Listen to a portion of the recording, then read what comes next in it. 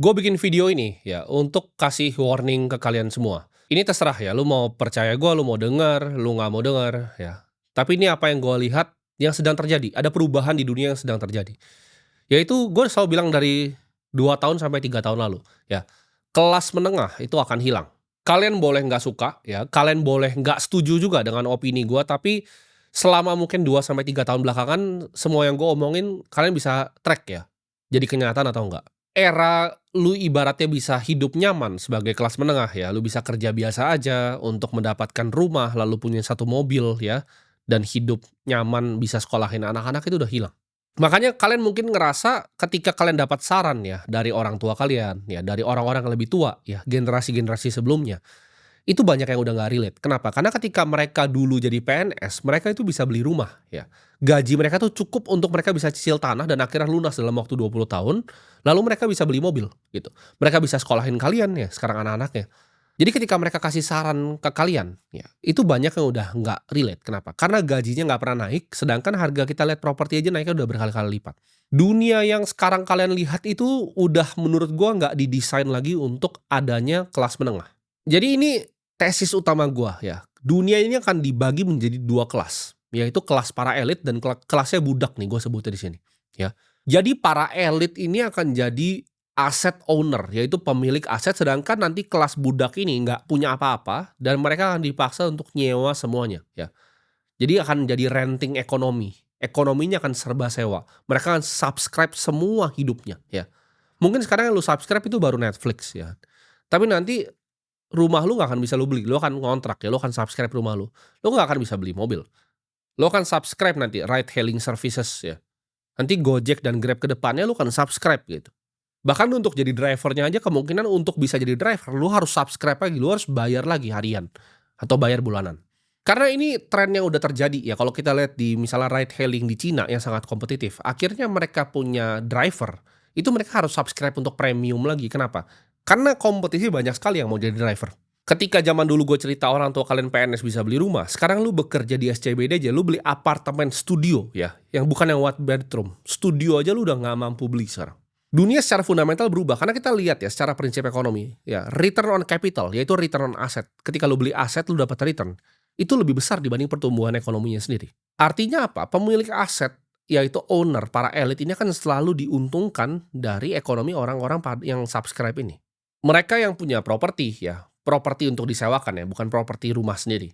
Mereka yang punya properti untuk disewakan seperti misalnya apartemen, mereka punya mall, mereka punya rumah-rumah perumahan gitu. Itu kan selalu diuntungkan. Mereka yang punya kepemilikan dari perusahaan, mereka yang punya saham gitu, perusahaan-perusahaan besar itu kan selalu diuntungkan, mereka mendapatkan cash flow dari dividen, dari tambang-tambang batu bara, dari perbankan raksasa. Mereka yang punya emas banyak, itu juga uangnya akan selalu compounding. Sedangkan mereka yang nggak mampu beli 3 hal tadi, ya itu gajinya terus tergerus untuk biaya-biaya bulanan tadi. Dan problemnya biasanya kalau kelas menengah ya, orang tua kalian kan tadi PNS, mereka punya rumah, mereka kan saranin untuk ngapain? Beli rumah. Mereka kan bilang, rumah itu adalah aset investasi. Nah ini kesalahan utamanya, karena harga rumah di zaman sekarang sama zaman dulu karena inflasi itu bedanya jauh banget, gitu. Mereka memang gampang beli rumah, tapi lu nggak gampang beli rumah. Jadi kalau lu punya mindset untuk rumah itu sebagai aset utama lu, yang orang tua lu biasanya ya, kalau misalnya kita bagi nih, aset nih, kita lihat nih kehidupan orang tua kalian, hartanya mungkin 70%, 80% itu rumah, primary home, yang udah lunas dia bayar KPR-nya. Tapi itu udah nggak bisa lagi di zaman kita. Ketika lu jadikan rumah itu primary asset lu, itu malah akan jadi liabilitas utama lu. Kenapa? Karena problemnya nomor satu, rumah pribadi itu tidak menghasilkan cash flow. Rumah itu beda sama mall, ya. Rumah itu beda sama rumah yang lu sewakan ke orang lain. Sedangkan para pemilik perusahaan, ya, para pemilik kita sebutnya ekuitas di sini, equity, itu asetnya bisa bertumbuh 8 sampai 12% per tahun. Jadi akan ketinggalan terus para kelas menengah ini yang tadinya di tengah, dia akan turun, dia akan turun, dia akan turun dan jadi kelas yang di bawah. Nah problemnya kenapa ya, kalau kalian tanya, kita mikir prinsip pertama, first principle, kenapa sih kelas menengah ini harus hilang?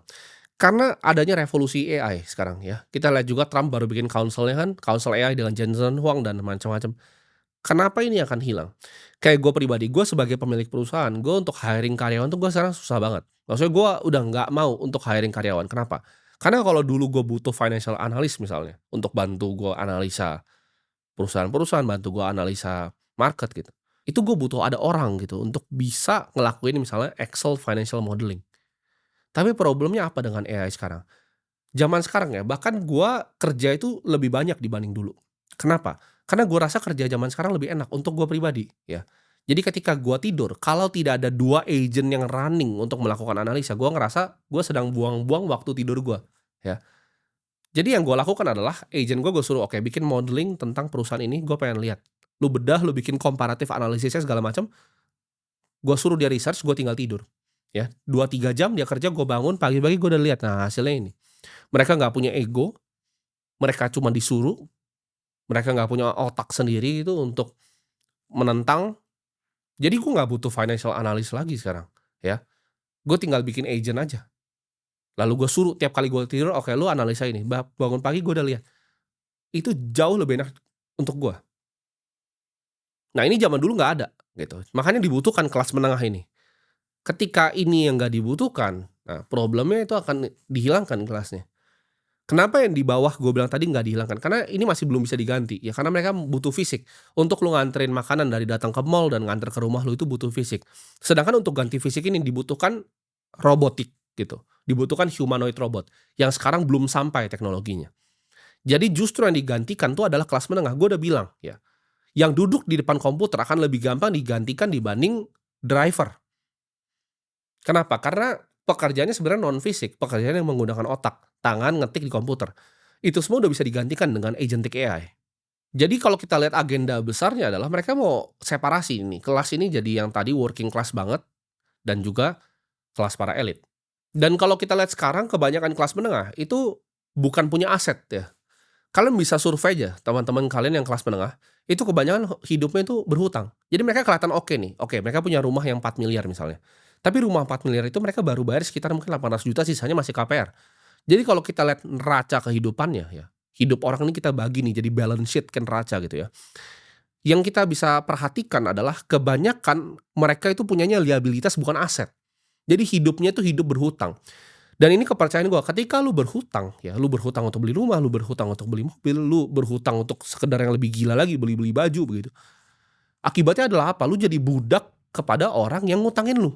Ya itu prinsip dari hutang. Ketika lu ngutang sama orang, lu jadi budaknya antara lu dan yang hutangin itu. Ini juga lifestyle yang dipopulerkan kita lihat sejak global financial crisis ya di 2008. Dibikin tren gitu. Hutang untuk konsumerisme itu penipuan terbesar dunia menurut gua. Lu diajarin ngutang untuk travel, lu diajarin ngutang untuk gaya hidup, lu diajarin ngutang untuk beli handphone.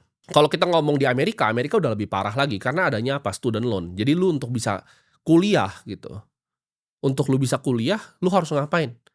Lu nggak mampu untuk bayar, lu harus ngutang untuk bayar. Indonesia belum nyampe di situ. Cuman gue udah bilang nih dari 3 tahun lalu, student loan akan ada by 2030 ya. Akan marak student loan di Indonesia. Ya, nanti ada lembaga-lembaganya yang akan lending kalian. Oh, lu mau di kampus A, lu mau di kampus B, lu mau di kampus C, lu nggak bisa bayar kan? Lu ngutang dulu ya untuk bayar, untuk janji S1 lu ini bisa dapat kerja. Ya, nanti ini akan ada hubungannya yang gue ngomongin di belakang. Ini udah agenda global gitu. Ini agendanya bukan agenda level nasional, bukan agenda yang kalian lihat. Ini agendanya agenda global. Dan ketika itu terjadi, kelas menengahnya akan makin kehimpit lagi. Karena mereka ngutangnya udah bukan rumah. Ya, rumah is one thing, rumah lu bisa jual, lu bisa ambil equity dari dalam keluar lagi. Tapi ketika lu ngutangnya untuk belajar quote on quote, lu ngutang untuk ngambil sebuah ijazah yang belum tentu bisa dipakai, itu jadi problem. Ini akan nyambung dengan gue lihat fenomena treadmill kredensial namanya ya. Maksudnya apa? Kalian tahu treadmill kan lari kan, tapi lari di tempat gitu kan. Tapi tentang kredensial. Contohnya gini, ketika perusahaan zaman dulu ya, misalnya data entry yang gampang gitu. Itu anak level SMK zaman dulu ya 10 tahun lalu itu bisa kerja di situ untuk data entry ya. Atau misalnya bookkeeping ya, pembukuan. Ini kita nggak ngomong accountant kayak di PwC dan segala macam. Ini bookkeeping gitu. Bookkeeping yang sederhana itu anak SMK bisa kerjain sebenarnya. Cuman sekarang untuk lu bisa melakukan bookkeeping yang sederhana, lu harus S1 akuntansi. Nah, ke depannya ini akan jadi treadmill yang ternaik, yang tadinya SMK, sekarang minimal S1. Nah, yang tadinya minimal S1, ya itu akan nanti diminta master, diminta S2. Contoh, misalnya data visualisasi, ini bisanya S1 ya zaman dulu.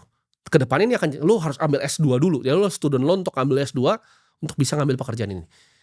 Itu treadmill kredensial dan itu bahaya. Itu belum terjadi di negara ini, tapi gue percaya negara ini selalu telat 5 sampai 10 tahun dari negara-negara lain. Itu udah terjadi di Cina, udah terjadi di Amerika, udah terjadi di India. Tinggal tunggu terjadi di mana? Indonesia. Kalau kita lihat bahkan instansi-instansi paling elit di dunia, ya kita lihat misalnya education empire paling bergengsi di dunia, itu semua apa sih? Itu semua cuman elit social networking, bukan untuk belajar. Untuk kalian bisa networking dengan orang-orang yang anak dari orang kaya, anak dari pejabat, dari berbagai macam mancanegara. Nah, dan ada faktor menurut gua faktor krusial ya, kenapa kelas menengah ini juga akan ditekan. Karena gini, backbone dari kelas menengah itu bukan cuman sekedar kaum pekerja, tapi kaum pengusaha kecil ya. Zaman dulu kalau kalian lihat yang bikin-bikin toko ya kan, kita lihat di ITC di mana pun orang-orang punya toko ini banyak yang bisa akhirnya jadi kelas menengah. Mereka orang tuanya berdagang, rajin dagang selama 30 tahun, punya customer base yang loyal, mereka misalnya jualan toko elektronik, bisa sekolahin anaknya di tempat yang oke, mereka bisa punya rumah sederhana, mereka bisa punya mobil. Tapi dengan adanya platform digital, ini akan semua jadi sulit ya. Ini akan jadi kita sebutnya zero to one, nol ke satu. Ya. Ketika terjadi monopoli seperti ini, apa yang terjadi? Ya, orang yang punya toko nomor satu elektronik di Tokopedia dan Shopee itu omsetnya nggak bisa dibandingin sama yang punya toko zaman dulu, gitu. Kayak zaman gue pernah sempat jualan baterai juga gitu kan, zaman BlackBerry dulu. Itu gue bisa ngambil gitu dari sana. Sekarang itu arbitrase seperti itu udah nggak ada lagi. Semuanya akan dimonopoli sama satu toko yang paling besar omsetnya yang dia bisa neken semua toko lain dengan harga, ya. Jadi pemenangnya cuma satu 2 toko sekarang. Dulu itu bisa ada 100, ada 1.000 tokonya. Orang bisa dibagi berdasarkan zonasi gitu. Kayak contoh ya, misalnya kita ngomongin, toko kelontong gitu kan, toko kelontong bisa ada banyak tempat. Sekarang misalnya ada pemain besar gitu, kayak Mister DIY gitu, masuk dia kan, punya funding dari luar negeri, punya funding dari bursa juga, dia punya capital yang besar, dia jual semua barang, dia impor gede-gede bulk dari Cina, dijual murah. Akibatnya apa? Kompetisinya hilang, dan ini akan bunuh semua nih, usaha pengusaha kecil nih mati semuanya rata. Jadi akan ada sebagian kecil perusahaan yang ngambil semua margin keuntungannya. Ya, yang pengusaha kecil ini gimana? Mati, ya. Mereka mati, mereka terpaksa ngapain? Harus makan dong, mereka akan kerja lagi di sistem yang tadi, ya. Treadmill kredensial lagi segala macam. Dan secara sejarah, ini penting banget untuk kalian belajar sejarah juga. Kenapa? Karena kelas menengah ini adalah kelas yang baru, ya. Lu kalau bener-bener pelajarin middle class nih, kita sebutnya middle class ya, itu belum ada 100 tahun loh. Jadi dari dulu tuh selalu elit, petani, ya. Elit budak, elit budak. Gak pernah ada elit kelas menengah budak. Ini baru ada kapan? 1945, ya, itu kemerdekaan Indonesia itu. Tapi kalau kalian lihat di dunia apa yang terjadi 1945, itu zaman US tuh post war. Jadi dijual tuh the American Dream sejak saat itu. Orang pindah ke Amerika, jadi imigran di sana, bisa kerja, gajinya lumayan tinggi, punya rumah segala macam. Ini konsep yang baru banget ya, teman-teman. Energi itu waktu itu murah ya, banyak demand untuk rekonstruksi, jadi kan dunia habis hancur. Jadi dari dulu dunia ini selalu bekerja di separasi yang ekstrim antara elit dan juga budak. Dan dunia itu menurut gua agendanya mereka mau bawa dunia ke era itu lagi, mereka nggak mau ada kelas menengah. Nah problemnya apalagi nih ketika kita jadi kelas menengah di era sekarang, ketika kalian punya orang tua yang kelas menengah juga, mereka kan punya rumah tadi PNS, mereka bekerja, mereka punya segala macam, problemnya satu, mereka biasanya nggak punya tabungan, ya, karena mereka nggak pernah diajarin investasi. Mereka tidak punya yang namanya dana pensiun. Mereka kena bius. Jadi kelas menengah yang dulu tuh dibius. Oh lu nonton TV ya, lu liburan setahun sekali, tapi mereka nggak punya dana pensiun. Jadi ketika nanti mereka sakit, mereka tua, yang tanggung siapa?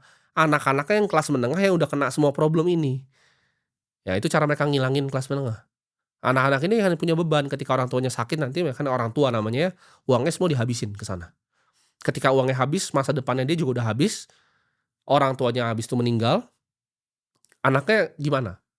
Hutang biaya rumah sakit, hutang rumahnya sendiri, hutang mobil. Akhirnya orang yang berhutang terus udah nggak punya duit apa? Stres. Makanya jadi gila habis. Jadi anaknya akan turun tuh dari tadi hidupnya lahir di kelas menengah, anaknya akan jadi kelas yang di bawah. Dan anaknya dia akan spiral. Habis itu kemiskinan struktural, turun terus. Dan gak ada yang bisa bantu lu, gue kasih tau lu di sini kecuali diri lu sendiri. Jadi terserah, lu mau percaya apa yang gue ngomongin, lu mau bilang ini semua bullshit, tapi kita akan lihat aja 5 tahun apakah ini akan kejadian atau tidak. Nah untuk lu yang sekarang kelas menengah, solusinya apa? Satu, ya ini menurut gue yang paling fatal dan krusial, stop mikir bahwa rumah lu itu adalah aset lu, ya. Jadi untuk yang disaranin ambil KPR sama orang tuanya, jangan, gitu. Jangan sama sekali. Jangan anggap primary home lu itu sebagai aset utama lu. Itu mindset yang sangat sangat sangat keliru. yang akan bikin future value lu hilang. Jangan anggap aset itu sebagai sesuatu yang tidak men-generate cash flow, ya. Kita lihat, saham itu ngasih lu apa? Dividen. Lu bahkan beli surat hutang pun menghasilkan lu imbal hasil. Lu beli Bitcoin pun lu dapat yield. Tapi lu beli rumah lu dapat apa? Lu dapat atap yang bocor. Keluar biayanya. Bocor. Lu harus mulai ya sekarang-sekarang ini untuk belajar investasi. Lu lihat pasar keuangan tuh seperti apa. Lu harus ikut bermain gamenya para elit ini. Kalian jangan ketipu ya sama orang misalnya bilang, "Oh, investasi itu hanya game untuk orang kaya." Itu orang sangat bodoh yang ngomong seperti itu. Kenapa? Karena gue di saat gue nggak punya duit, yang gue lakukan adalah investasi. Karena itu mupuk kebiasaan ketika gue punya uang, gue tahu cara menjaganya. Lu lihat sekarang Floyd Mayweather, dia gross income ya seumur hidup itu bikin duit 1,2 billion US dollar. Sekarang 50 juta dolar hutang dia. Dia lagi jual private jet-nya lagi di auction semua. Semua mobil-mobil yang dia pamerin lagi di auction semua. Kenapa? Karena dia nggak pernah belajar cara investasi. Percuma income lu mau 1,2 miliar US dollar. Berapa triliun itu? Ya, 18-19 triliun. Hilang. Gone. Gitu. Kenapa? Karena nggak belajar investasi. Jadi jangan pikir, oh income-nya besar dulu baru investasi. Itu orang goblok yang ngomong seperti itu. Lu dari income kecil, gue dari dapat 2 juta pertama gue nih kerja nih, udah gue investasikan. Oke, gue belajar, gue liat, gue pengen beli perusahaan, gue pengen jadi pemilik dari perusahaan ini. Dan gue sebagai orang yang ngomong ini bukan orang yang omong kosong gitu. Lu bisa lihat track record gue seperti apa. Gue nggak tiba-tiba dapat kayak belasan juta lot saham ini, enggak. Itu gue pupuk pelan-pelan. Dari gue masih umur 15 tahun. 10 tahun lalu, 11 tahun lalu gue udah melek akan pasar keuangan dan investasi. Lu harus ubah jadi mental lu dari tadi konsumen, gimana cara lu jadi owner. Daripada lu cuma makan Indomie, gimana caranya gue jadi pemilik perusahaan dari Indofood. Oh gimana caranya gue selalu transaksinya pakai Bank BCA, gimana cara gue punya perusahaan Bank BCA. Oh setiap hari gue pakai listrik, apa sih tambang-tambang batu bara yang menghasilkan listrik gitu. Lu juga harus menurut gue eliminasi hutang, nggak boleh sama sekali hutang. Jangan hutang yang gila gue sebutnya ya. Hutang yang gila itu contohnya apa? Travel, hutang. Ya, beli baju, hutang. Pakai pay later untuk belanja online. Itu kegilaan menurut gue. Kalau lu nggak mampu beli, ya udah nggak usah beli. Gitu. Alternatif banyak kok sekarang. Dan ketika gue ngomong gini lu catet ya, jangan cuma jadi angin lewat. Ketika jadi angin lewat, hidup lu tuh tidak berubah dan tidak ada perubahan, gak ada transformasi apapun di hidup lu. Gue tuh bukan motivator ya, maksud lu, gue cuma lihat nih, oke dunia seperti ini peta realitas yang akurat, ini gue lihat nih. Dunia akan jadi seperti ini. Yang dengerin gue dari 3 tahun lalu, ya kalian silahkan komentar aja. Kalian bilang bahwa hidup lu berubah atau gak ngikutin gue selama 3 tahun. Ya. Kalau lu udah dengerin gue selama 3 tahun, hidup lu masih di situ saja. Kalau yang baru ketemu gue di video ini mah gak apa-apa gitu kan. Dan lu bisa lihat nih, oke, gue nggak percaya nih sama omongan gue nih sekarang misalnya. Lu nggak percaya omongan gue. Lu lihat nanti tapi 1 tahun ke depan, 2 tahun ke depan, 3 tahun ke depan, apa yang terjadi? Karena seumur hidup gue yang gue lakukan adalah gue berusaha untuk menganalisa masa depan dengan menganalisa masa lalu dan masa kini. Gue kan tujuannya investor nih. Gue harus bisa memprediksi masa depan berdasarkan teori yang gue tahu terhadap masa lalu. Memang nggak selalu benar. Tapi kira-kira gue dapat kisi-kisi dan gambarannya. Buat lu semua yang masih dapat gaji, ya misalnya gaji 4 juta, 5 juta, 10 juta. Jangan cuma berharap dari satu sumber, jangan cuma berharap dari satu gaji gitu. Coba cari income tambahan di samping. Entah itu 500.000 lu jualan, gak apa-apa. 1 juta pun gak apa-apa. Tapi itu sebuah start. Ya, misalnya lu 4 juta nih, lu dapat additional 500.000. Lu ngerasa terlalu kecil. Gak apa-apa dikerjain. Kecil-kecil 500.000, 600.000, dapat 1 juta, 2 juta. Sisanya ditabung. Biaya hidup lu pakai gaji, sisanya income tambahan tadi lu bisa tabung, lu bisa investasikan, lu bisa belajar. Lu harus agresif ya investasi di leher ke atas, lu harus agresif investasi di skill lu, skill-skill masa depan yang akan dipakai gitu.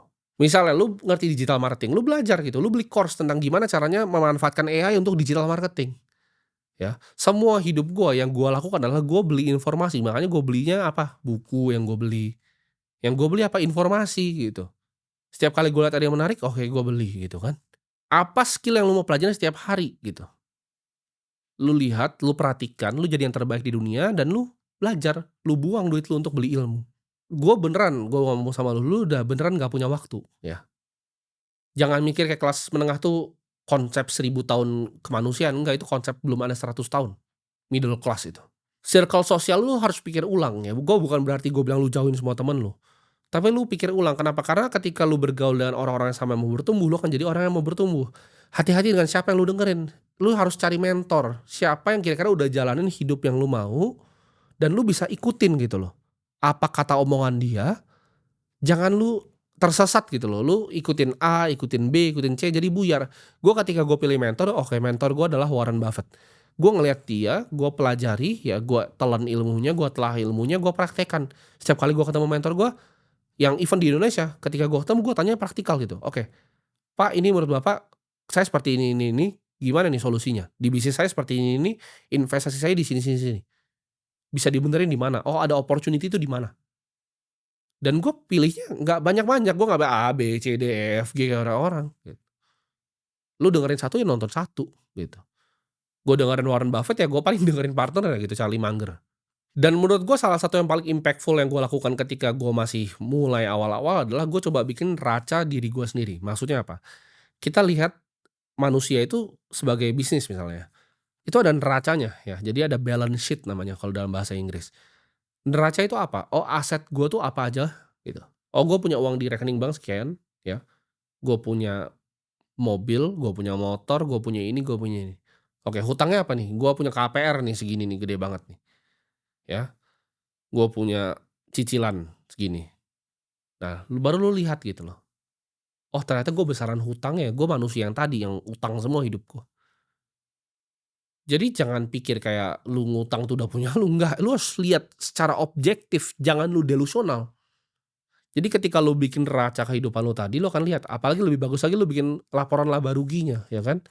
Lu dapat, oke, dapat gaji segini, dapat penambahan segini, pengeluaran segini. Nah gua ngomong gini jangan nggak dilakuin gitu loh. Mulai dari bulan ini kan udah mau habis nih ya, Maret, April awal lu lihat, lu mulai gitu. Oke, gua catat nih, aset gua, liabilitas gua, oke gua catat pendapatan gua, pengeluaran gua. Kalau itu aja lu nggak tahu, gimana mau hidup gitu. Lu akan kaget ketika lu praktekin ini di 2027 nanti ya, hidup lu udah berubah, gitu. Lu praktekin semua yang tadi gua ngomong tadi, 2027 hidup lu udah berubah. Gua bikin ini bukan buat nakutin lu, karena gua percaya sejarah selalu kasih kita contekan untuk bisa melihat masa depan. Sorry to say lu nggak punya waktu ya, jadi kalau lu pikir kelamaan, lu masih ngerasa, "Oh ini bukan waktu yang tepat untuk gua mulai seperti ini, ah gua males." Dan udah nggak ada yang bisa bantu diri lu sendiri ya, karena dunia ini akan berubah sangat, sangat, sangat cepat, ya. Ini lebih cepat dari apa yang pernah gua bayangin dulu. Dan kita lihat di situasi kondisi seperti ini, geopolitik yang panas, dunia sedang berubah, ini lagi ada yang mau di-reset sama mereka, ya. Para elit ini mau ngeriset dunia, ya, dan mereka mungkin nggak suka ya ketika kelas-kelas menengah ini dikasih tahu seperti ini. Karena mereka maunya mereka sendiri ya, dan lu semua tuh di bawah. Itu agenda global, ya. You will own nothing and be happy, gitu. Itu yang mereka gaungkan terus, ya. Semua yang mereka lakukan, gitu. Semua yang mereka lakukan yang lu pikir itu adalah, oh ini adalah kejahatan kemanusiaan segala macam. Semua yang mereka lakukan tuh ada agendanya, ada tujuannya, ya. Dan ketika lu bisa lihat peta realitas yang objektif, lu jadi tahu, oke tujuan ini buat ngilangin kelas menengah. Gue sebagai kelas menengah sekarang, apa yang harus gue lakukan untuk bisa naik? Apa yang gue harus lakukan at least buat nggak turun ke bawah, ya. Tadi udah gue kasih outline tuh, jadi jelas, petanya udah jelas, lu tinggal jalanin, ya. Jadi semoga lu semua yang nonton ini nggak ketarik jadi kelas yang budak di bawah, ya. Gue bikin video ini karena gue peduli sama kalian, bukan untuk nakut-nakutin kalian.